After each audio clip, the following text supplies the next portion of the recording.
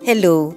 Welcome to Doctorapedia. Mayroon ng babala ukol sa mainit na panahon at mataas na heat index sa mga susunod na araw. Kaya ang tatalakayin natin ngayon ay ang tungkol sa kung paano maiiwasan ang dehydration at ang mga heat illnesses o mga sakit na dulot ng sobrang init ng panahon. Kabilang din sa tatalakayin natin kung gaano karami ang dapat inumin ng mga baby at bata sa araw-araw para maiwasan ang mga sakit na dulot ng sobrang init na panahon. Pati na rin kung ano ang mga maaari mong ibigay kung ayaw uminom ng tubig ng iyong anak. Para sa iba pang kaalaman at tips sa pag-aalaga ng iyong anak, mag-subscribe ka dito sa channel ni Doctorapedia. Ang matinding init at sobrang pagpapawis ay nagiging sanhi ng sobrang pagkawala ng tubig at electrolytes sa katawan na nagiging dahilan ng dehydration at mga sakit na tinatawag na heat illnesses na kinabibilangan ng heat cramps, heat exhaustion at heat stroke. Lahat tayo, anumang edad o pangangatawan ay maaaring makaranas ng mga ito. Ang pinaka-importanting bagay na nagpapataas sa posibilidad ng pagkakaroon ng mga sakit na ito ay ang mataas na heat index. Ang heat index ay ang init na nararamdaman ng ating katawan. Ang DOST Pag-asa ay nagbibigay ng heat index monitoring at forecast information na makikita online. Ang link para dito ay nasa description ng video na ito. Kapag ang heat index ay 32 degrees Celsius o higit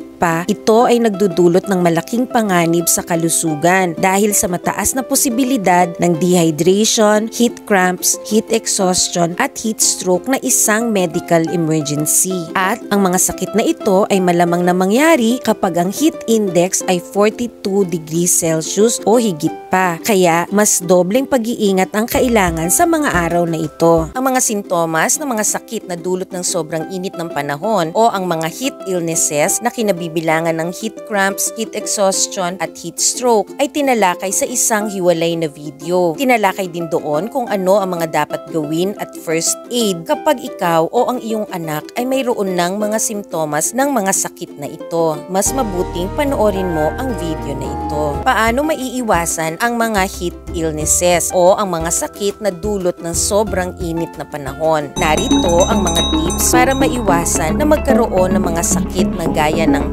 heat cramps, heat exhaustion at heat stroke na dahil sa matinding init ang iyong anak.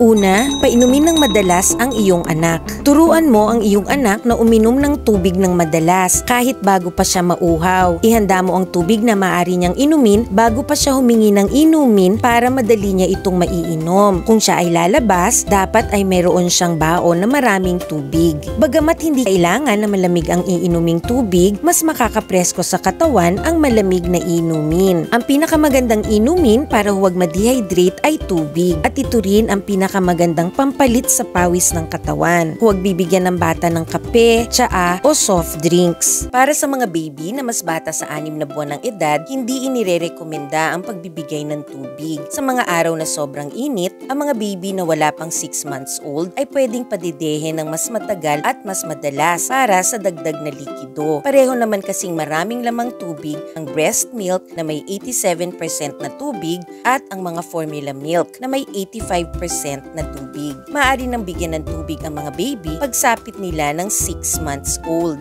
Gaano karaming tubig ba ang dapat inumin ng mga baby at bata? Sa normal na sitwasyon, ibig sabihin sa mga panahong hindi gaanong mainit ang panahon, narito ang karaniwang dami ng tubig na kailangan ng mga bata para sila ay maging well hydrated o para maayos ang dami ng tubig sa kanilang katawan. Sa mga baby mula 6 na buwan hanggang 1 year old, kailangan lang nila ng 4 hanggang 8 ounces kada araw dahil nanggagaling sa gatas ang karamihan sa likidong kailangan nila. Sa mga 1 hanggang 3 taong gulang, kailangan nila ng humigit kumulang 4 na tasa ng inumin o 1 litro. Kasama na dito ang tubig at gatas. Ito ay tataas sa mga 5 tasa para sa mga 4 hanggang 8 taong gulang at 7 hanggang 8 tasa o 2 litrong inumin para sa mas matatandang bata. Tandaan na ang dami inumin ng kailangang tubig ay nagbabago depende sa kung gaano sila kalikot at gaano kainit ang panahon. Mas malikot,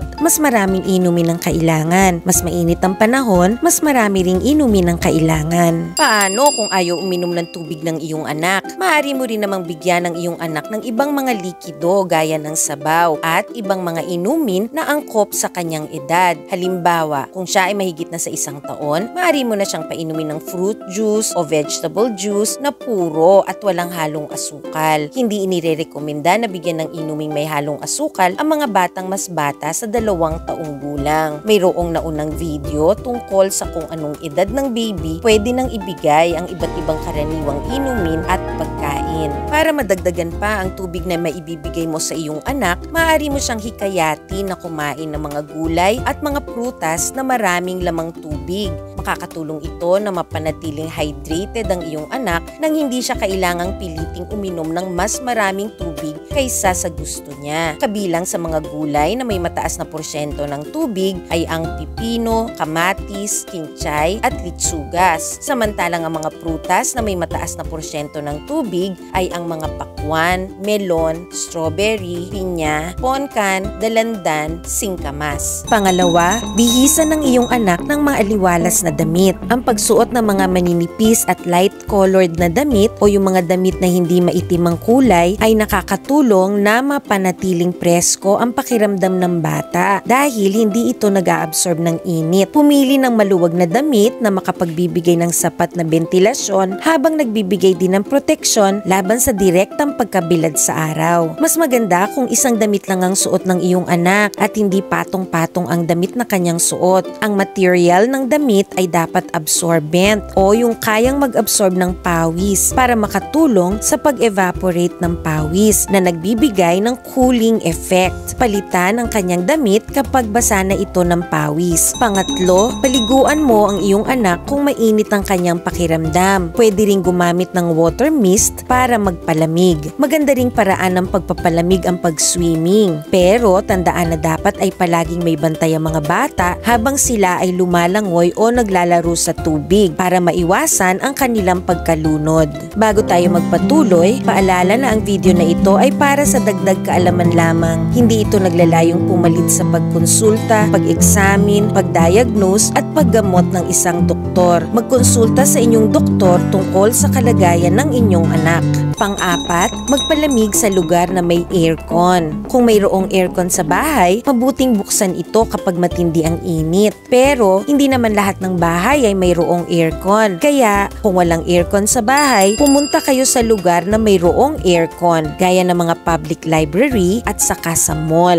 Mayroong mga library na may aircon at mga librong pambata. Maganda kung sa library mo dadalhin ng iyong anak para magpalamig. Para, bukod sa kayo ay makapagpapalamig, maiengganyo mo rin siya sa pagbabasa. Para malaman kung nasaan ang public library sa inyong lugar, maaari kang pumunta sa website ng National Library of the Philippines. Nasa description ng video na ito ang link para rito. Pag kinlik mo ito, lalabas ang listahan ng mahigit na 1,000 public library sa bansa. Makikita rito ang rehiyon, probinsya o lungsod ng library, pangalan ng library, address, landline, mobile number, email address at iba pa. Pwede rin namang gumamit ng bentilador kung walang aircon sa bahay. Mas mabuti kung hindi direkta sa iyong anak ang hangin galing sa bentilador dahil kapag ang hangin galing sa bentilador ay direktang tumatama sa bata, maaari itong maging dahilan para matuyo ang kanyang bibig at butas ng ilong. Hindi rin inirerekomenda ang paggamit ng bentilador kapag matindi ang init ng panahon gaya ng heat index na lampas sa 32 degrees. Ito ay dahil hindi naman pinapalamig ng bentilador ang hangin, pinapaikot lang niya ito at napag-alaman na kapag sobrang init ng panahon, ang paggamit ng bentilador ay nagiging dahilan para ang mainit na hangin sa paligid ay lalong tumama sa katawan ng bata na maaaring maging dahilan ng lalong pagtaas ng temperatura ng kanyang katawan. Maaaring makatulong kung maglalagay ng yelo sa bandang harapan ng bentilador para medyo lumamig ang hangin sa kwarto. Pero siguraduhing malayo ang yelo sa bentilador dahil delikado ang pagsama ng tubig na galing sa natunaw na yelo at kuryente ng bentilador. Baka kayo ay makuryente. Siguraduhin ding malayo ang iyong anak sa yelo at sa bentilador at hindi niya maaabot ang mga ito. Panglima, iwasang magpagod ng sobra. Huwag hayaang maglaro ng sobrang nakakapagod na paglalaro ang iyong anak kapag sobrang init ng panahon dahil ang ehersisyo at sobrang kapaguran ay nagpapataas lalo ng temperatura ng katawan. Maaari mo siyang engganyohing magbasa, magdrawing o maglaro ng ibang hindi masyadong nakakapagod na laro gaya ng taguan, board games at iba pa. Pang-anim, limitahan ang paglabas sa ilalim ng araw, lalo na sa tanghali kung kailan kainitan ng araw. Mas mabuting iwasan ang mabilad sa araw mula 10 AM hanggang 4 PM. Kung kailangang lumabas, mas mabuti kung mai-schedule ang paglabas sa umaga o bandang hapon kung kailan hindi masyadong mainit ang araw. Turuan ng iyong anak na pumasok sa malamig na lugar kapag nakakaramdam siya ng sobrang init sa labas o kaya ay mamahinga sa lilim kapag siya ay nasa labas. Pang-pito, gumamit ng payong, sombrero at sunscreen. Kung hindi maiiwasan ang paglabas sa araw, gumamit ng payong at sombrero na may 3 inches na labi bilang proteksyon ng balat sa araw. Siguraduhin ding gumamit ng maraming sunscreen kung lalabas para maprotektahan ang balat sa pagkasunog o sunburn. Ang sunscreen ay ginagamit hindi lang kapag magsuswimming. Tuwing lalabas sa araw ang iyong anak, mas mabuting siya ay applyan mo ng sunscreen para siya ay hindi magka-sunburn. Ang mga katangian ng sunscreen na nararapat gamitin sa mga baby at bata ay tinalakay sa isang naunang video. Tinalakay dito kung paano pumili at paano mag-apply ng sunscreen, pati na rin ang iba pang mga paraan ng pag-iwas sa sunburn. Tinalakay rin dito kung paano gamutin ang sunburn sakaling masunog ang balat ng iyong anak.